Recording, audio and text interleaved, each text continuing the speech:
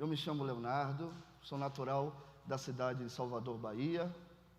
Tenho servido ao corpo de Cristo por mais ou menos entre 10 a 12 anos, servindo pessoas, formando gente, cuidando de famílias.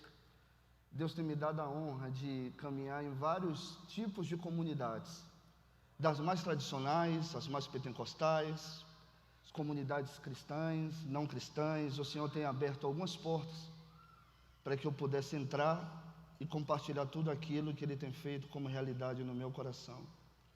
Estou muito feliz que há alguns anos Ele me tem dado o privilégio de também trabalhar como psicoterapeuta, como terapeuta em clínicas presenciais e online. E esse trâmite de trabalhar em terapia, isso tem produzido uma riqueza muito grande na minha vida e um olhar pessoal que está voltado a dimensões que eu não conhecia antes. Essa noite eu quero introduzir um assunto que diz muito respeito a processos pessoais, a coisas que têm sido incorporado na minha vida a partir das minhas imperfeições, do acréscimo da bondade de Deus em minha vida, o que Ele tem preenchido o meu coração, das lacunas que a minha história tem e se produziu. E eu queria começar a falar sobre um tema que parece que é muito conhecido, mas vocês vão ver no domingo, no último horário, às 19 horas, que não é tão habitual a forma que eu vou apresentar como a gente costuma ver. Pode passar o slide, por favor. Existe um plano perfeito. Repita comigo, existe um plano perfeito. Existe um plano perfeito. E quando eu falo um plano perfeito, eu estou falando de uma planta. Eu não sei se você já teve experiência de construir uma casa, de pagar um arquiteto, de contratar um engenheiro, e aquela pessoa fazer uma planta da maneira que você deseja, semelhante àquilo que está no seu coração. Você olha no papel a planta, tem os vãos que você quer que tenha, tem os utensílios que você quer que tenha a casa. Hoje eu visitei um amigo que está construindo uma casa e o meu amigo estava tão empolgado me mostrando como estava ficando a casa dele. Fiquei tão feliz com o avanço dele. E a gente começa a olhar a planta daquilo que a gente deseja, mas quando a casa ela começa a sair da planta e ela começa a ser construída no terreno, na realidade, na concretude, a gente entende que as coisas ao longo do caminho devem ser mudadas, alteradas, porque talvez o que está no papel tem muita dificuldade para ser construído no mundo concreto. Olhe para o seu amigo e fale para ele: muitas coisas que estão em um desenho tem muita dificuldade de se construir na realidade, na concretude. E quando eu falo de plano perfeito, eu falo disso. Muitos de nós temos a ideia de perfeito é aquilo que não tem defeito, não é? Na nossa cultura ocidental, perfeito significa algo que não tem defeito. Mas dentro das Escrituras do Novo Testamento, nós percebemos que para os apóstolos e para o nosso Senhor, perfeito não é aquilo que não tem defeito. Perfeito é aquilo que é completo, que está pleno, que está em plenitude.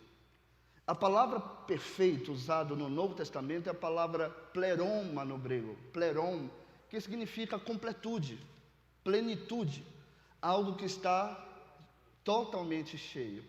Ou seja, existe um plano perfeito. Aonde está o plano perfeito? Esse plano perfeito está na planta do maior arquiteto, do Criador de tudo, do design inteligente, daquele que é a fonte criadora de todas as coisas. Esse plano perfeito habita a realidade chamada Deus. Repete comigo: o plano perfeito habita a Deus. Porque Ele é completo, Ele é pleno, Ele está em completude, é isso mesmo. Que esse plano perfeito que habita a Deus, Ele trava inúmeras batalhas para ser construído no mundo humano. Ou seja, a intenção de Deus, a vontade de Deus, ela é boa, perfeita e agradável. Mas o processo dessa vontade, desse desenho, dessa planta, sair do papel, do abstrato, do espiritual, e se construir num mundo concreto das lágrimas, das dores, do vazio, do abandono, dos traumas, da rejeição. Se construir esse desenho em um mundo tão imperfeito, isso requer o embate diante de inúmeras batalhas. Agora nós temos que definir o que seria esse plano perfeito. Pode passar para mim, por favor? O que seria esse plano perfeito? Nos últimos 70 anos, existe uma palavra que surgiu na nossa cultura de uma maneira muito violenta. Nas faculdades, nas universidades, nos cursos, na área de desenvolvimento humano, na área das humanas. Existe uma palavra que ganhou uma autonomia muito grande no nosso coração, na nossa vivência, no nosso contexto, que é a palavra propósito. Repete comigo, propósito. Em todo canto nós estamos vendo alguém falando assim: eu preciso descobrir qual é o meu propósito. Qual é o meu propósito? Eu quero saber qual é o meu propósito. E nós temos cursos de vários tipos, que é legal se fazer. Nós temos livros que falam sobre o assunto, palestras que falam sobre o assunto, rodas de mesa que falam sobre o assunto. E muitas vezes nós definimos esse plano perfeito como algo que nós devemos produzir, como um propósito a ser realizado. A palavra propósito, ela é uma palavra muito interessante, que ela significa algo que está diante de mim, algo que está à minha frente. Ou seja, propósito é algo que está no meu caminho, que deve ser realizado por mim. O que é o propósito? No português, no baianês, na quebrada da Zona Leste de São Paulo, na língua bonita do sofisticado ABC. Propósito é nascer para fazer o que eu nasci para fazer. Então, propósito é algo que está diante de mim que eu devo realizar. E muitas vezes, ou muitas pessoas, associam o plano perfeito com o propósito de vida, mas será que esse é o plano perfeito? Eu não sei se vocês sentem isso, mas eu me sinto muito ofendido quando pela primeira vez eu estou conversando com alguém e logo no começo da nossa conversa a pessoa me pergunta: o que é que você faz?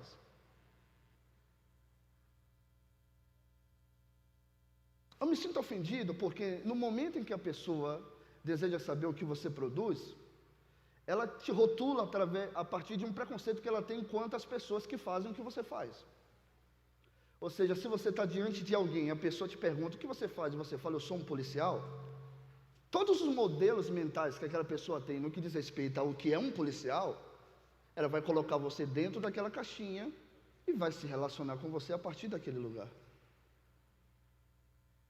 Nossa sociedade está tão emprenhada com a necessidade de realização que nós estamos definindo tudo a partir desse lugar. Rodrigo, você é um cara interessante, o que você faz? Nós não temos nem espaço para conhecer o coração daquela pessoa, a história, suas marcas, suas cicatrizes, seus maus hábitos, suas boas escolhas. Porque no momento em que você define profissionalmente o que a pessoa produz, você reduz ela a um padrão pessoal que você tem quanto àquele próprio assunto.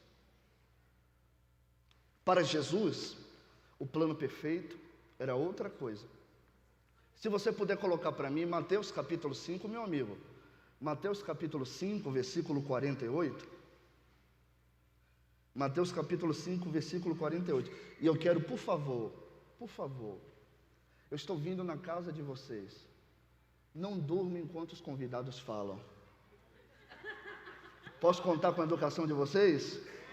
Mateus capítulo 5, versículo 48 diz: sede vós, pois, perfeitos. Repete comigo, perfeitos. O que Deus esperava disso, Érica? O que Jesus esperava? Que os discípulos não tivessem imperfeições? Imagina. Se for isso, a gente está frito. Imagina, olha que equipe boa Jesus tinha. Um cara com a mão boba, uma mão de pena. Um cara agressivo que dava crise de fúria e cortava a orelha dos outros. O outro que queria o lugar de honra e quando todo mundo dava mole, ele ia até Jesus e falava: olha, não esqueça de me colocar um do lado direito, um do lado esquerdo. Jesus tinha uma equipe que qualquer um de nós iríamos deixar pelo caminho e seguir nossa vida. E Jesus estava falando para essa equipe que eles deveriam se tornar pessoas perfeitas. Só que, como eu disse, a ideia de perfeito, segundo Jesus, a ideia do plano perfeito do que Deus espera, não tem a ver nem com perfeição, nem tem a ver com ter que realizar algo que seja grandioso. A ideia de Jesus relacionada à perfeição é a seguinte: me tornar progressivamente o que Deus me criou para ser dentro da vida que eu tenho. Ou seja, ser perfeito para Jesus é amadurecer. Olhe para o seu irmão e diga: amadurecer. Ou seja, amadurecer, florescer, me tornando a pessoa que Deus planejou, sonhou que eu me torne. Manu, você está linda. Deus, ele tem um desejo no coração ao nosso respeito. Deus, ele tem um sonho do que ele deseja que nós venhamos a nos tornar. Deus deseja que um príncipe do Egito se torne o libertador de um povo. Deus deseja que um Saulo de Tarso se torne um apóstolo que expressa o amor com tanta profundidade em seus textos. Ele deseja que um pescador de peixes se torne alguém capaz de pescar homens. Ou seja, Jesus, ao entrar na nossa vida, por obra do Espírito Santo, ele entra para produzir um amadurecimento, nos aperfeiçoando, a nos tornar as pessoas que ele sonha que nós venhamos a ser. Levante suas mãos comigo e fala comigo assim: Deus deseja me tornar uma pessoa que eu ainda não sou. Eu estou em processo. Posso ouvir um amém, um aplauso ao Senhor, se você crê nisso? Amém? 1 Coríntios capítulo 13, versículo 10. Mídia, vou te dar trabalho hoje, mídia, mas vem aqui comigo, hein? 1 Coríntios capítulo 13, versículo 10. O apóstolo Paulo fala um pouquinho sobre essa ideia da perfeição.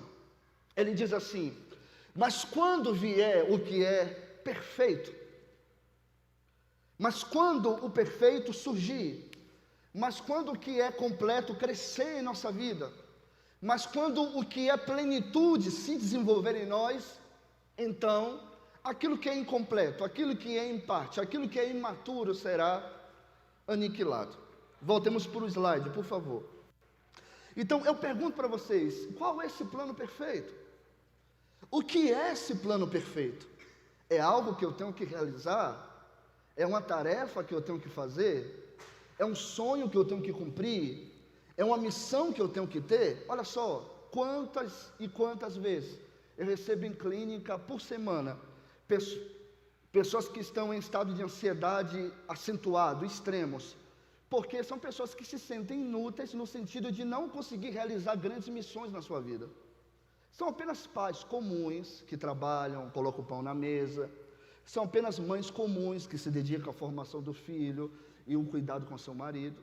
E essas pessoas, quando entram nas redes sociais e vê as pessoas fazendo coisas grandiosas e postando grandes realizações, elas começam a espelhar a vida delas naquilo que ela está vendo naquela tela e começam a achar que talvez a sua vida não é tão importante porque não realiza coisas grandes. Você já se sentiu assim? Menor, diminuindo, por apenas ter uma vida comum?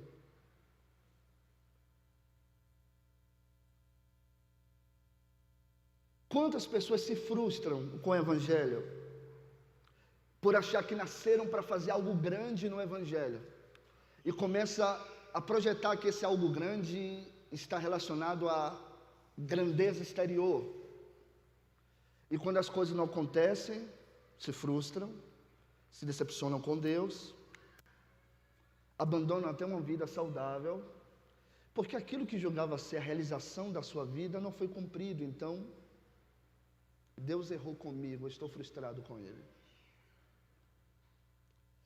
Quanto que essa percepção da vida está errada.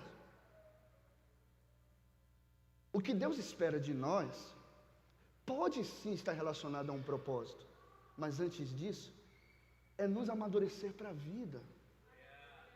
Deus espera, através do Evangelho, a nos tornar pessoas maduras ao ponto de cuidar, de servir, de amar, de acolher, e sermos luz para aqueles que estão em trevas, e sermos sal para aqueles que não têm sentido de vida.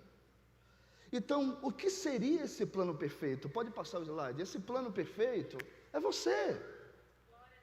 Você é um ser desenhado, e na arquitetura de Deus, o desenho dele está completo. Deus, ele não desenhou você em pedaços, em fragmentos, fraturado. Deus não desenhou você abusado, rejeitado, abandonado. Não é culpa dele o que aconteceu nessa vida. Essa vida é imperfeita, essa vida é cruel. Como minha esposa diz várias vezes, minha esposa diz, essa vida não é para amadores. E isso é uma realidade, essa vida não é para amadores. Ela é cruel, ela é agressiva. Essa vida é difícil, ela é dura, ela produz lágrimas. Existem lacunas dentro de você que jamais serão supridas novamente, porque se abriram um dia e passou o tempo e não tem como mais resolver isso. E você vai ter que aprender a conviver com essas lacunas, administrando ela em sua jornada. Só que não é porque nós temos vazios que foi isso que Deus sonhou para nós. O que Ele sonhou para nós é uma coisa completamente diferente. Eu não tenho tempo para falar com vocês sobre a dinâmica da perfeição de Deus, da nossa imperfeição, mas é um tema muito interessante. Muitos de nós não conseguimos entender o amor de Deus e a figura dele como um pai, porque nessa vida nós vivemos coisas tão sofridas que não tiveram respostas, e nós projetamos em Deus, de alguma forma, a dor que nós carregamos. Só que existe uma coisa estranha. Você vê, o que Deus projetou em mim, para mim, o que eu devo ser, vai passando nesse mundo nas mãos de várias coisas ou pessoas que não dependem só dele, dependem delas também. Vou dar um exemplo para vocês. Deus desenha Joãozinho. Joãozinho tinha que ser uma pessoa dócil, amável, sociável, maravilhosa. E Joãozinho é soprado através do ventre de uma moça. E essa moça que está gestando Joãozinho é uma moça que na sua infância sofreu abusos, é uma moça que teve um pai ausente, é uma moça que tem uma mãe opressiva, dominadora, é uma moça que desenvolveu problemas sociais. E Joãozinho, que foi desenhado para ser de um jeito, está crescendo no ventre dessa mãe, absorvendo para si, e nós estamos aqui com a pós-graduada em psicogenealogia, e se eu falar qualquer coisa errada, você me perdoa para que eu possa ir para o céu em paz, por favor, viu, doutora Cris, por favor. E essa criança, ela vai crescendo dentro do ventre, e na medida que ela vai se desenvolvendo, ela vai absorvendo tudo aquilo que a sua mãe representa, que o entorno dela representa, que a herança dos seus ancestrais representa. E Joãozinho, que foi desenhado para ser de uma forma, ele começa desde esse processo, enfrentar inúmeras batalhas, para que ele não se torne o plano perfeito que ele deveria ser. Ele adquire pecado herdado, a natureza pecaminosa, ele adquire problemas do contexto cultural, ele adquire problemas do inconsciente familiar, do inconsciente coletivo, do inconsciente individual, ele adquire um monte de coisa. E Joãozinho, quando ele é gerado, quando ele sai para essa vida, Joãozinho, ele começa a crescer no lar onde as pessoas também não são pessoas saudáveis, que abandonam, que machucam, que maltratam, que oprimem. E Joãozinho vai se desenvolvendo dentro desse lar, e ele começa a fazer a associação de que tudo que está acontecendo com ele naquela casa, é porque Deus não foi bom o suficiente para livrá-lo dali, ou por tê-lo colocado naquele lugar onde ele não deveria estar. Será que o problema foi de Deus? Ou será que o problema está vinculado à negligência de uma família incapaz, que ao conceber um filho, não tinha nenhum recurso para formar aquele ser humano como ele deveria ser formado? Ou seja, o problema não está naquele que o desenhou, o problema está na administração das pessoas que receberam aquela vida. Não é porque os meus pais erraram comigo, e a minha casa não tinha estrutura para me receber como eu deveria, que Deus me sonhou daquele jeito. Ele não me sonhou daquela forma. Jesus está com sede. Ele vai até o poço. E ele começa a ter uma conversa muito estranha com a mulher. Você me dá água, que eu te dou minha água, eu te dou minha água, você me dá... É uma conversa muito louca. Parecendo conversa de pescador. E aquela mulher não entende muito bem o que Jesus estava falando. Aquela mulher até chegou a pensar que Jesus poderia ser um judeu, mais um abusador que queria entrar na história dela. Aí chega um momento que Jesus olha para ela e fala assim: olha, vai lá, chama teu marido, volta cá para a gente conversar. E ela fala: Senhor, eu não tenho marido. Ele, é claro, já estivesse quanto? 5. E nenhum destes é o seu. Ele estava tocando na profunda dor que aquela mulher sentia, e que essa dor era profundamente projetada na figura do Deus que criou ela. Deus sempre vai confrontar as ideias erradas que nós temos a respeito do amor e da bondade dele. Ele sempre vai nos confrontar nesse assunto. Jesus entrou na área do coração daquela mulher, que ninguém sabia, mas havia uma culpinha, havia uma dor, do porquê Deus me permitiu viver toda essa tragédia emocional, sendo que eu só queria apenas ser feliz. Só que no momento que ela se abre para que Jesus possa falar naquele lugar da vida dela, os olhos dela se abrem, o coração dela se dilata. Naquele momento ela é curada. Olha que coisa! Jesus tocou na parte mais sensível da mulher, e ao tocar nessa parte ela foi curada. Ela deixou o cântaro, ela disse: você é o Messias, você é um profeta, você é quem? Quem é você? Porque naquele momento que Jesus fala aquela lacuna que ela tem, as escamas da ideia errada que ela tinha sobre Deus caem dos seus olhos, e ela passa a entender: não foi Deus que fez isso comigo, foram os homens que deveriam ter me honrado. Vocês estão comigo aqui? Existem muitas ideias que nós temos a respeito de Deus, que carregamos. Eu posso falar uma coisa com você? Muitas delas nós não temos coragem de confessar nem falar diante de ninguém.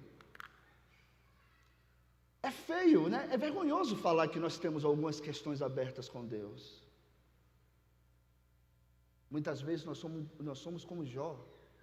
Estamos sofrendo, dizemos glória a Deus, fingimos bem que está tudo bem, mas ao desenrolar da vida nós começamos a ver que existem muitas questões entre mim e Ele que não foram bem respondidas. Não é porque eu tenho a vida que eu tenho. Opa!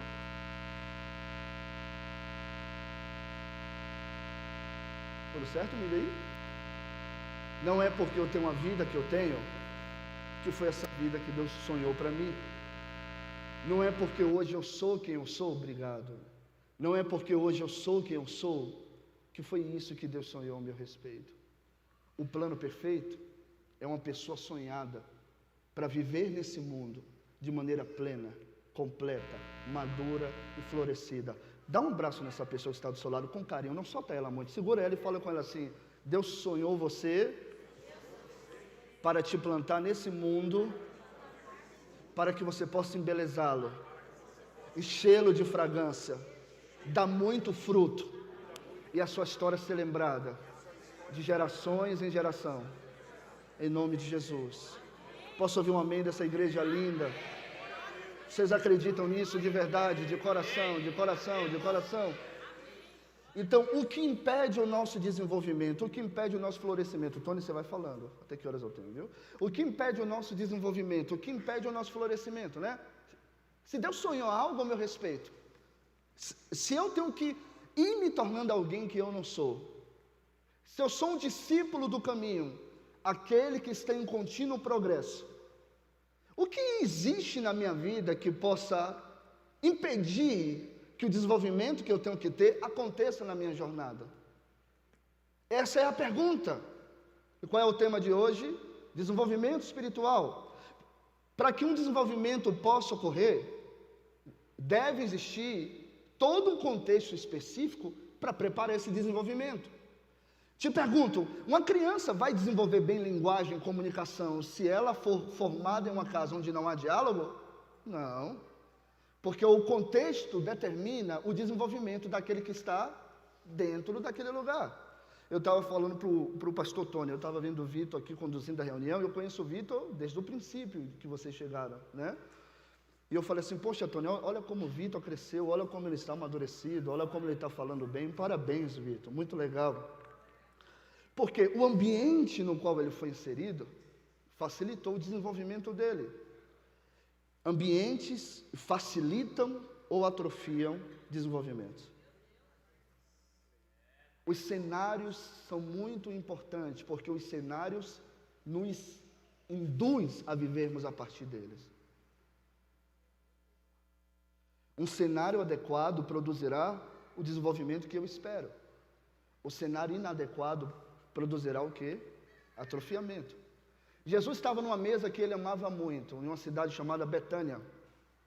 Ele estava comendo com seu amigo Lázaro, ele estava na mesa com seus discípulos, ele estava cercado de gente que ama, de gente que ele amava muito. E do nada aparece uma moça que ele amava muito, uma membro da família, chamada Maria, e ela chega com um vaso com um perfume muito legal, com um perfume muito caro, um perfume impressionante.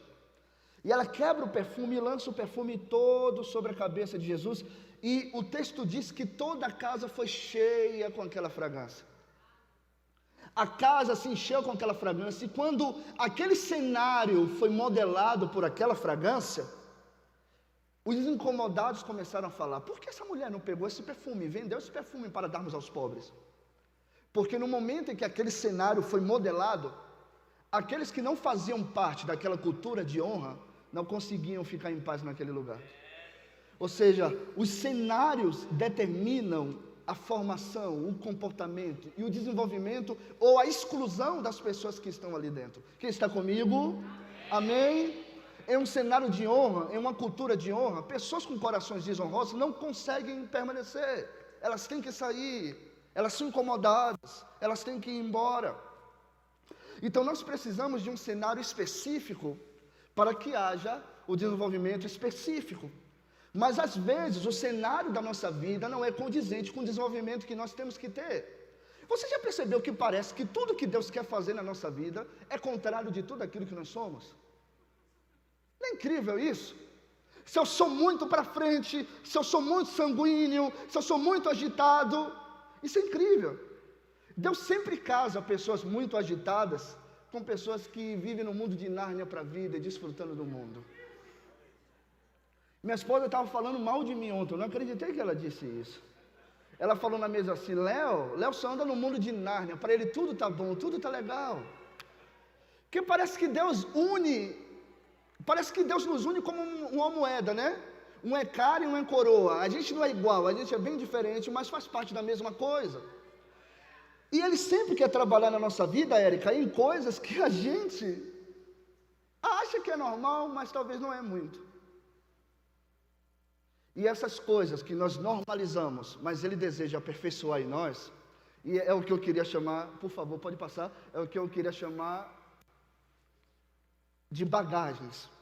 As bagagens que permanecem na nossa vida. Ou seja, nós temos muitas bagagens que insistem em permanecer em nós, que impedem de nós nos tornarmos o que nós nascemos para ser. Pergunte para o seu vizinho, fale para ele assim, sua mala está pesada ou está leve? Pergunta a ele, é 10 quilos ou 23? Pergunta ele assim, vai contigo no bagageiro ou tem que despachar? Irmão, fique tranquilo, não é de sua mulher que eu estou falando, é dos seus problemas, viu? Ontem minha esposa me mostrou um Houston, de um cara chegou no culto alegre, chegou em casa alegre, Marcelo carregou a mulher, começou a dançar com a mulher. Aí a mulher, você voltou amável, você voltou feliz, o que aconteceu contigo? Ele falou, não, que recebi uma palavra na igreja. A palavra diz que nós temos que carregar nossa cruz com grande alegria. Eu achei aquilo legal demais. Eu achei aquilo muito bacana. Quando eu falo de bagagem que permanece, não é sua sogra. Você está comigo aqui? Não. São as suas bagagens. Pode adiantar mais uma, meu irmão. E eu acho que eu vou fechar por aqui hoje. Só vocês gostaram. Vocês continuam comigo depois do culto. Sabe o que é interessante? Nós carregamos bagagens que nós ignoramos, desconhecemos ou normalizamos. Ignorar e desconhecer são coisas diferentes. Ignorar é o que eu não vejo. Desconhecer é o que eu vejo, mas não considero. Entende? Eu posso ignorar algo que eu não vejo isso, eu não consigo ver. Desconhecer, eu até vejo, mas não reconheço. E a história desse jovem, esse homem chamado Jeremias, é tão interessante. Eu estava vendo a parte histórica desse texto que a gente vai ler. E a gente acredita, Cíntia, que é um menino que está falando aqui, que é um jovem, que é uma criança, mas não é. Olha como é interessante esse texto. Deus está falando com ele. Antes de eu formar você no ventre, eu já sabia tudo ao seu. Ou seja, eu já tinha um desenho para você. Eu já havia te idealizado, eu já havia te sonhado. Como o grande arquiteto, como Paulo diz, eu já havia desenhado quem o Vitor deveria ser. Antes que você pudesse ver a luz do dia, eu já tinha planos para você. Era planos para você fazer, ou era planos para você se tornar? Para você ser. Planos para você ser. Ser o quê? Ser um profeta às nações era o que eu tinha em mente. Olha que coisa, Deus idealiza o que eu devo ser, para que sendo eu posso produzir o que eu tenho que produzir. Eu sou para fazer, eu não faço para ser. É uma métrica completamente diferente. Só que esse jovem, ele responde diferente. Parece ser um jovem, mas não é um jovem. Ele diz assim: um momento, Senhor, olha para mim, eu não sei nada, eu sou apenas um menino. Não era um menino, ele já tinha maturidade, maioridade quando ele declarou essas palavras. Ele não era uma criança que não sabia o que era ser vida, o que era viver, o que era a vida. Até porque se ele fosse uma criança, ele não iria saber distinguir o que era ser um profeta às nações, ele não iria saber a discrepância de quem ele era para aquilo que Deus esperava. Você está comigo? Ele tinha uma consciência espacial da coisa. Só que no hebraico é interessante que o que realmente ele queria dizer é o seguinte: olha para mim, olha o que eu sou incapaz, eu sou um inútil, isso não é para mim, eu sou um imaturo, eu sou um menino. Olha o que Deus espera dele e olha como ele se vê. Olha que discrepância gritante. Existem duas coisas que parecem ser a mesma, mas não são. Eu presenteei minha esposa um dia desse com um livro chamado A Coragem de Ser Imperfeito, um livro maravilhoso. E esse livro apresenta uma visão muito bacana sobre vergonha e culpa. Às vezes nós acreditamos que culpa e vergonha é a mesma coisa, mas elas não são a mesma coisa. Vergonha é o incômodo, é não gostar, é não valorizar o que eu sou. Quem tem vergonha não tem vergonha de algo, tem vergonha de si. A timidez é a manifestação de uma pessoa que tem um olhar pessoal em vergonha. E culpa não é aquilo que eu sou, culpa é o incômodo, a insatisfação do que eu faço. Eu tenho vergonha do que eu sou e tenho culpa do que eu faço. Você já percebeu que a gente sempre se sente culpado? Desculpa. Quando a gente faz algo que não deveria.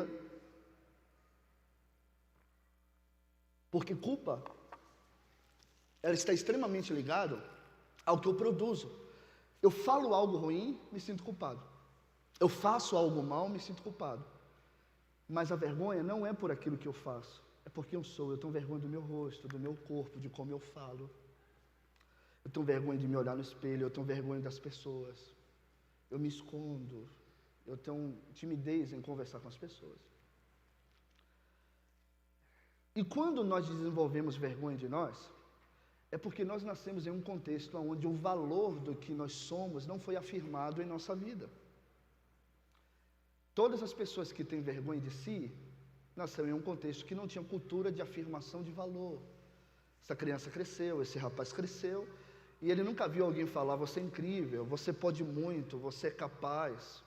E essa pessoa vai se retraindo, vai tendo dificuldade de socializar, vai tendo dificuldade de falar em público, vai tendo dificuldade de se afirmar para a vida, vai tendo dificuldade de assumir lugares de liderança. O que esse Jeremias está querendo falar é o seguinte: eu tenho vergonha de mim, eu não quero, eu nunca vou me expor, eu vou falar em público, eu vou ser um profeta das nações, não tem nada a ver isso comigo. Olha como Deus está confrontando tudo aquilo que ele deveria ser, mas ele não se via como. Você está comigo aqui?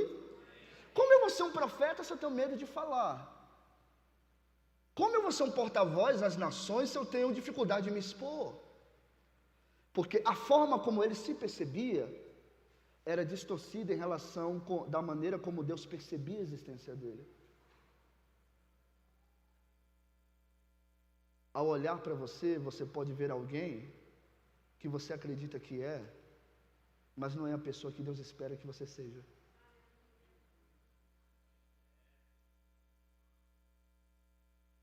Agora a gente tem um problema. Eu quero te fazer um profeta e você ter vergonha. Como é que resolve isso? Você vai ficar prisioneiro ou prisioneira nessa sua forma minúscula de se ver? Ou você vai se permitir se perceber na maneira como Deus está propondo que você é? Eu queria chamar os músicos aqui, a gente já vai terminar. Eu vou ficar nesse ponto. Se os músicos puderem vir aqui, por favor. Você sabe, a maneira como eu vou me percebendo, quanto mais eu ajusto a maneira como eu me vejo, eu vou se abrindo para a possibilidade do que Deus quer fazer em minha vida. Você entende? Eu preciso me perceber de uma maneira ajustada para que Deus possa construir em mim o que Ele deseja fazer. A autopercepção é o terreno fértil da revelação. Ai de mim, que eu sou um homem de lábios impuros. Foi isso que Isaías disse. No dia em que morreu o rei Uzias, eu vi o Senhor assentado sobre um alto, sublime trono, e olhando para si, ele falou o quê? Ai de mim, olha o que eu sou. Eu sou um homem de boca suja.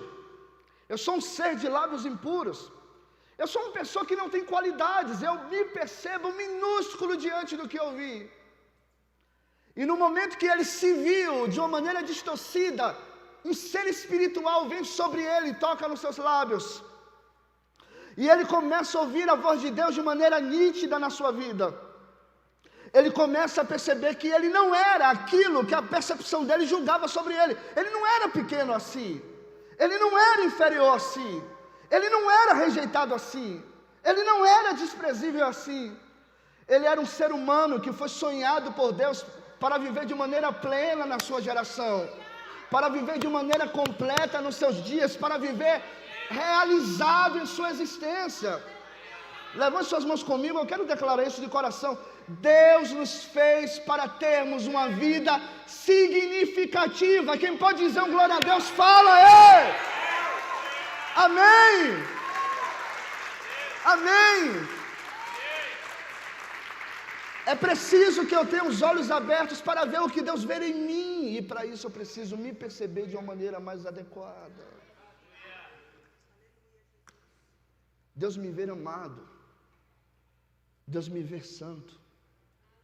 Deus me vê completo. Deus me vê acolhido. Deus me vê querido. Deus me vê com potencial. Ao redor as pessoas veem, é um menino, é imatura, não sabe o que faz, é problemático, é cheio de vícios. E Deus está dizendo, não, eu não te vejo assim, eu te vejo amado, eu te vejo perfeito, eu te vejo lindo.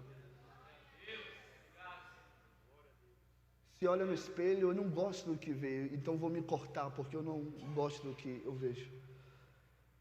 E Deus lá de cima dizendo, minha filha, não se corte. Eu amo o que você vê, eu amo o que você é.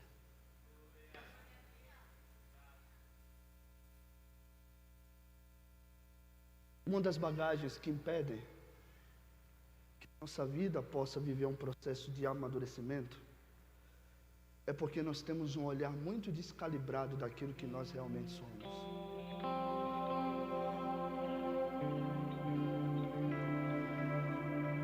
Eu estou no deserto andando. Gente, por quanto tempo eu tenho que lutar com síndrome de inferioridade? Tem tantos lugares que Deus me permite entrar, sentar à mesa, com tantas pessoas tão importantes, que no fundo, surge aquela vozinha dizendo assim: mas você era um menino que morava no fundo, você era um menino de pai drogado, a sua mãe nunca te quis realmente. Você era aquele que no entorno da sua família diziam que você daria para vagabundo e diziam que logo na sua juventude você ia morrer. Essa vozinha não saiu de mim porque ela me compõe, mas eu aprendi a colocar ela no lugar que ela deve ser colocada na minha vida. Ela não deve dirigir o que eu sou, porque eu encontrei um lugar e uma forma de me ver que é completamente diferente daquilo que essa voz fala a meu respeito. Muitos de nós enfrentamos isso. Enfrentamos a vozinha lá do passado que grita no nosso coração. Enfrentamos aquela vozinha que grita dizendo: você não é digno de viver o que você vive, você não é digno de ter o que você tem, você não é digno de ser feliz nesse momento da sua vida. Para que ficar feliz agora? Lá na frente vai acontecer uma tragédia, não vai valer a pena ficar feliz hoje, não vai valer a pena. Quem já viveu isso? De estar um dia vivendo um dia maravilhoso, mas vem aquele sentimento que se impõe sobre você e diz assim: não fica tão feliz, porque a coisa ruim está vindo logo aqui na frente.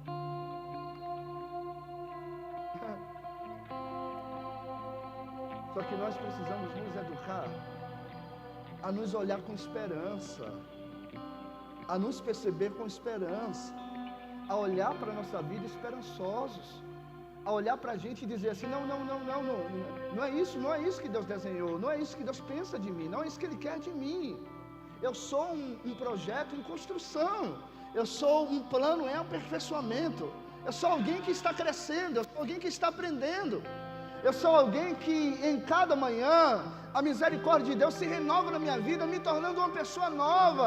Olha só, o passado tenta me perseguir, mas eu continuo a me afirmar: eu sou a nova criatura em Cristo, as coisas velhas se passaram e tudo se fez novo em minha existência. Isso não quer dizer que o passado vai se calar, ele vai continuar falando, mas eu vou aprender a colocá-lo no lugar que ele deve ter na minha vida, no lugar de inutilidade, não de governança. Se coloca de pé, vamos orar juntos, quem puder, por favor.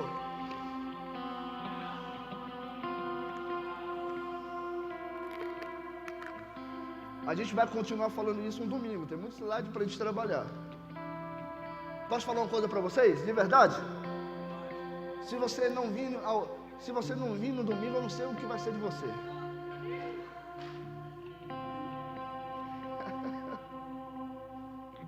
Eu queria fazer uma oração com você nessa noite. Uma oração que me inclui nela também. Eu não oro por vocês por ser maior. Eu queria orar junto com vocês por me incluir num processo que todos nós estamos passando. É um processo chamado aperfeiçoamento. Deus espera que você se torne cada vez uma pessoa melhor. Levante suas duas mãos aos céus. Espírito Santo, obrigado pela oportunidade de me reunir nessa noite com pessoas tão especiais. Obrigado pelo seu coração ser tão precioso ao nosso respeito. Obrigado porque tudo que o Senhor espera de nós é bom, é agradável, é perfeito. O Senhor não nos sonhou como pessoas disfuncionais. O Senhor não nos sonhou como pessoas vazias, cheias de fragmentos. O Senhor está trabalhando em nossa vida, processando o nosso ser, trabalhando em nosso coração.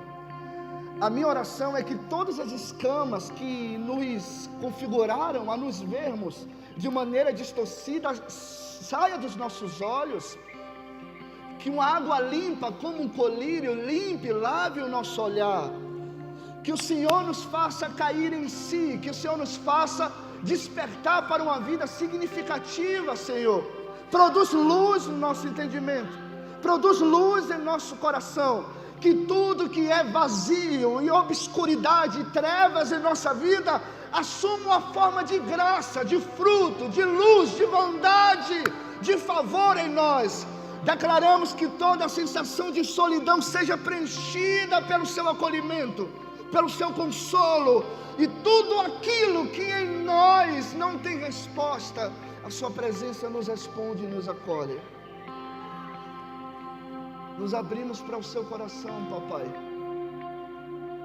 e declaramos: olha só, nós podemos até não saber a dimensão daquilo que o Senhor espera de nós, mas em nossa ignorância nos abrimos e dizemos: eis-me aqui. Declare isso para Ele: eis-me aqui. Diga: eis-me aqui. Cumpre em mim toda a sua vontade, em nome de Jesus. Obrigado, gente. Boa noite. Tchau, tchau.